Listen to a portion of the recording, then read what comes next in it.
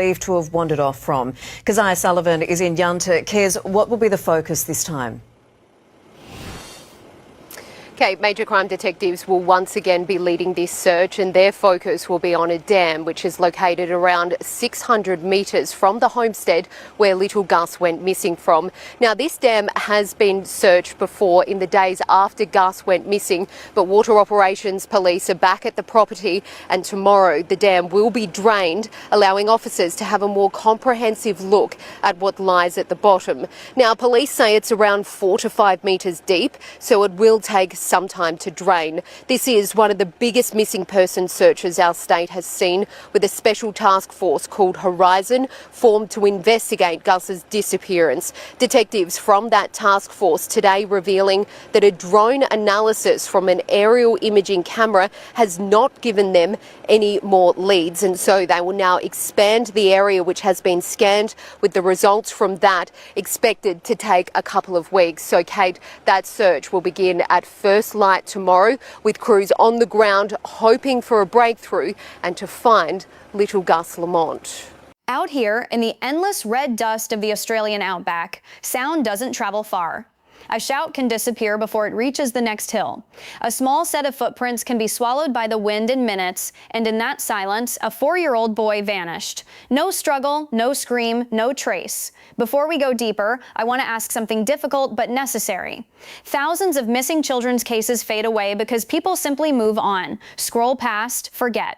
So I'm asking you, don't be one of those people. Right now, before we continue, please tap like so this story isn't buried by the algorithm, and subscribe to The Hidden Truths, so these cases are never forgotten. This video may be the reason someone remembers something. Yunta, a remote town in South Australia, a place where properties stretch for miles, and neighbors can be an hour away. The land is ancient, dry, scarred by time, shaped by heat and silence. Life here moves slowly. The Lamont family ran a sheep station, thousands of acres of fences, dirt tracks and grazing fields. It was quiet, predictable, safe, in the way remote places can feel safe, because danger seems far away. But in isolation, help is also far away. Late afternoon, the sky was clear, the air still. Gus, 4 years old, was playing outside near a small dirt mound. He was watched as usual by his grandmother. This wasn't neglect. This wasn't unusual. This was daily life here. A child could play freely because there was nowhere to go, or so everyone believed. His grandmother stepped away, only briefly, and when she returned, Gus was gone. At first, no panic. Children wander, they hide, they explore, they called for him. They searched the sheds, the tanks,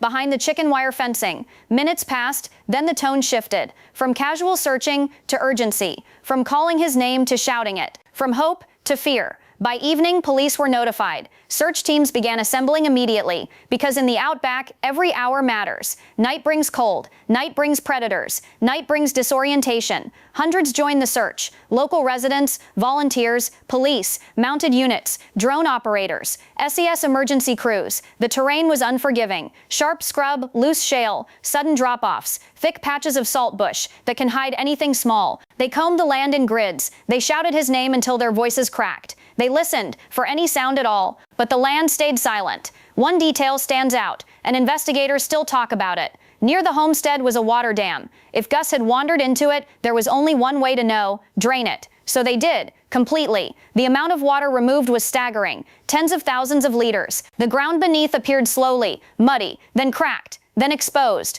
Everyone watching held their breath. But when the bottom finally revealed itself, there was nothing. Not a shoe, not a scrap of clothing, not a footprint, nothing. Children leave signs when they move, footprints, broken twigs, scuffed dirt. Out here, the wind erases all of that. Within minutes, this is a place where the land hides things, where secrets settle into dust. Investigators were forced to consider 3 main possibilities. 1, he wandered off. This seems likely at first, but no footprints were found. Search dogs picked up no sustained scent trail. He could not have traveled far on foot. If he wandered, something should have been found, but nothing was. 2, animal attack. Australia's outback is home to dingoes, wild boars, wedge-tailed eagles, though not capable of carrying something this size. But animal attacks leave signs, tracks, blood, fabric. None were found. 3. Abduction. The idea is chilling, but investigators had to consider it. However, no vehicles were seen, no tire tracks found, no strangers reported in the area. But here's the dark truth. In remote regions, a vehicle could come and go without being seen.